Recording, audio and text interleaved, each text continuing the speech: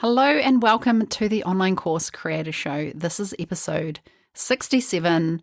I am Lou Blakely, your host on the show, and I'm so glad to have you here today. Now, it's been a while in between episodes. I've actually had quite a few of you reaching out to me asking when the next episode is coming out. And I really just took an unintentionally not planned break from the podcast, and it's really making me think that I possibly need to actually schedule in a break here and there in this podcast rather than trying to do it every single week without fail around the year. I'm definitely still finding my feet with this podcast. And anyway, it's great to be back. I don't want to dwell on that for too long, but today's episode is all about how to jumpstart your email list if you're starting from scratch.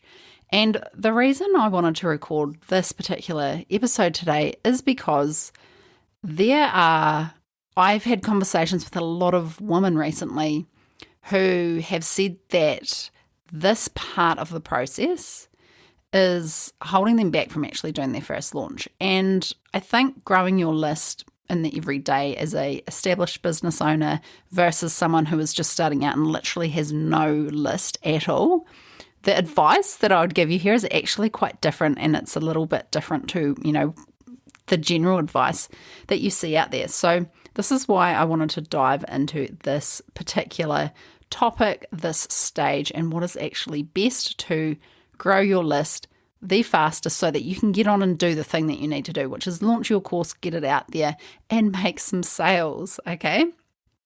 So you need people to launch to. There is no way around that. Yet it can be a very, very, very easy place to get stuck. It become a really useful excuse to not schedule in those launch dates, not actually get it done because, I'm building my audience. It's something I hear all the time. And as I mentioned, I have been hearing it a lot lately. I mean, we're in March of 2024 and, we're into the year now. We're not really in that new year phase anymore. And if you're planning on launching by March, but yet you still feel like you're stuck in the audience building phase, then keep listening because there's definitely some things in here for you today.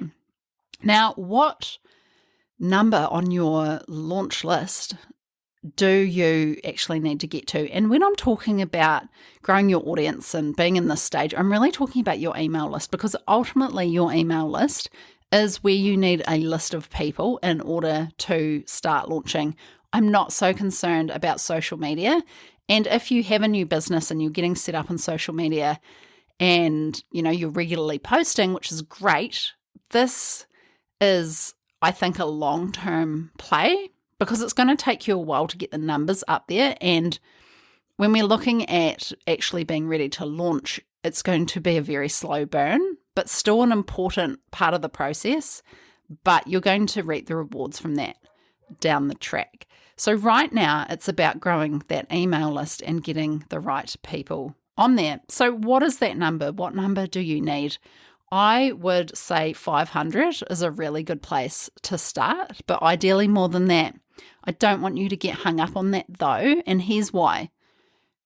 Doing a launch, which, the way I teach it is to have that launch event, so a webinar or a challenge, and that in itself is going to bring a lot of people into your world. So yes, it's great to have a free lead magnet out and about in order to grow your email list right now, which is great. Definitely recommend that. However, don't think, Lou said I've got to get to 500 and I've only got 350 right now. The thing is, by the time you actually go through the launch and do a webinar or a free challenge, it's likely you're actually going to be pretty close to that 500 or even over it, well over it, by the time you finish your launch. So don't get too hung up on someone said I need this number. It doesn't really work like that. It's just making sure that there are people there who are interested in what you do and how you can help them and what problems you can actually solve for them. So yes, I mentioned the free lead magnet. I definitely believe that having one of these is a great idea if you are coming into this from creating your audience from scratch or creating your list from scratch. You definitely need a free lead magnet versus sign up for my weekly newsletter And that free lead magnet needs to be positioned around a problem that your potential audience is actually experiencing. So what issues are going on for them right now? And what do they want to be solved? And how can you help them solve that?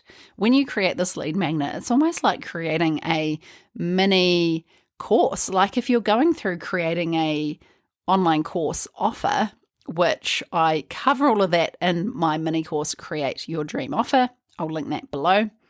But you can actually go through the same process for a lead magnet, because in order for it to grow your list, people actually have to really want it. And I think these generic kind of lead magnets that we've seen in the past, a lot of them are no longer attracting any interest. So you need to really tap into what people want right now. What are they struggling with right now? What do they actually want, rather than just presenting your system or, giving them a bunch of information that may be over their head kind of thing. And if you already have a lead magnet and you're not getting many signups and you're doing some of the things I talk about today, then that is actually a really clear indication to check the messaging around the lead magnet. But also check the topic, like, are people interested in that? And you can tell whether there's interest in it or not by looking at the conversion rate on that free lead magnet. However, today's topic is really honing in on ways to actually grow your email list fast when you're in this startup phase. And, we can talk about the topic of the free lead magnet and all of that stuff, but it's not really the main gist of what I'm talking about today. The key is, when you want to get really, really fast email list growth in order so that you can launch within a certain period of time, the key is 100% to focus on other people's audiences. Yes, it's great to set up your own social media and post daily or post 3 times a week or whatever your schedule is. That's all amazing. However, you are going to get much faster results by tapping into other people's audiences. So that is tapping into other people's audiences that they've built, okay? So other people around you who may be complementary to you, they have built audiences that you can get in front of. So the ways to do this are, look at what podcasts are in maybe complementary to you. So not directly in the same niche, but you have businesses that aren't directly competitors, but they can complement each other.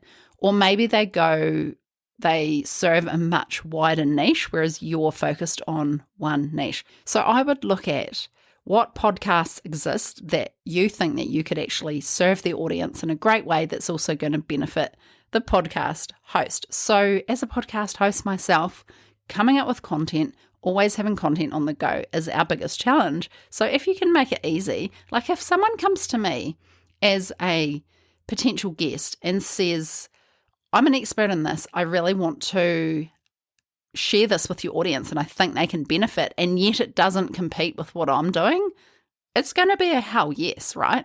Because it's giving me an episode that I can put out one week. It makes my life much easier. So who can you get in front of that has a podcast that, would be a good fit? How can you, reach out to them, pitch your episode? You don't need to know these people. Reach out to them and give a really solid reason why you can help serve the audience in a great way. So podcasts are great. Another really good one is Facebook groups. There are some huge Facebook groups out there that are pretty active, and some of them have different rules around whether you can promote stuff, but there are a lot where you can actually promote things, right? Facebook groups are a really useful tool when you're in this stage of just building your audience and your email list and getting your name out there. They cannot be ignored, I don't think. They are such a useful tool. So what Facebook groups align with your values, your beliefs, what Facebook groups have your ideal client in them, and what Facebook groups actually do you enjoy hanging out in, okay? So start networking in these Facebook groups. You can share value, you can show up regularly, you can go in there and search for keywords to find posts and comments that already exist based on your niche or the keywords related to your niche, find the threads and actually start adding value in them. Give really, really, really good answers to questions, and you'll be amazed at how fast you start to connect with people. People start to DM you, and they can even go over to your personal Facebook page and check you out. So make sure you've got that optimized and make it really clear of what you do, who you help, that kind of thing, and make sure there's a link there to find your business page or your website, wherever you want to send people to. Now, some of these Facebook groups do also allow promotion, which means that you can even share your lead magnet in there on occasions, whether that be in a weekly thread, or it could be that you can go in there, add a lot of value in a post, and then drop your lead magnet. Now, you do have to have a good lead magnet for this to work. However, if you get this right, then this can blow up your email list really, really, really quickly, and that's what we want. So Facebook groups, do not underestimate them and use them to your advantage, because they are right there full of all of the people that you need to get in front of, and it's about showing up, adding value, being seen, and really sharing your expertise in them. Now, you can also tap into your existing network. So who do you know in your existing network who can actually help you spread the word? Now, it could be someone, a local networking group. It could be a networking group that you're already part of in person that you go to locally in the area. Can you promote your lead magnet in some way or shape there? Could you talk to the person who runs this group and ask them, how could you do a mutually beneficial type deal? It could be that you even get on and do like a shared webinar where you are again tapping into their audience, their influence, their authority, but they're bringing you on as a guest. So, you can also do speaking events at these networking groups. So there's so many ways that we can grow our list here when we think about, instead of when we step out from that, I've got to post on social media every day for the next year kind of thing, and then hopefully my email list grows to this number, and then I can launch like months and months in advance. We don't want that. How can we actually use our existing networks and tap into other people's audiences to actually grow our email list a lot faster? So there's so many ways we can do this, right? And I've shared those with you, and I really encourage you to go and try some of these. Now, you also do want to be growing your socials and posting regularly. The algorithm on any of these platforms absolutely loves regular posting, especially Instagram and Facebook. So make sure you're doing that as well, but make sure that's not your only strategy, and definitely make sure that you're not using the email list growth thing as a way of procrastinating and putting off your launch because, maybe there's feelings of self-doubt or you're worried about what's going to happen in your launch and that kind of thing.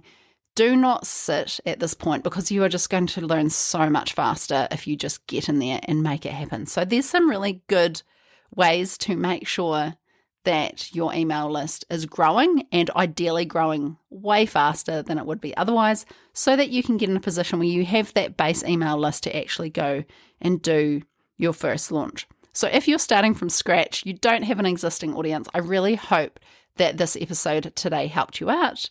And yeah, stay tuned for more episodes, because as I said, I've been talking to lots of women who are kind of experiencing this procrastination around doing their first launch.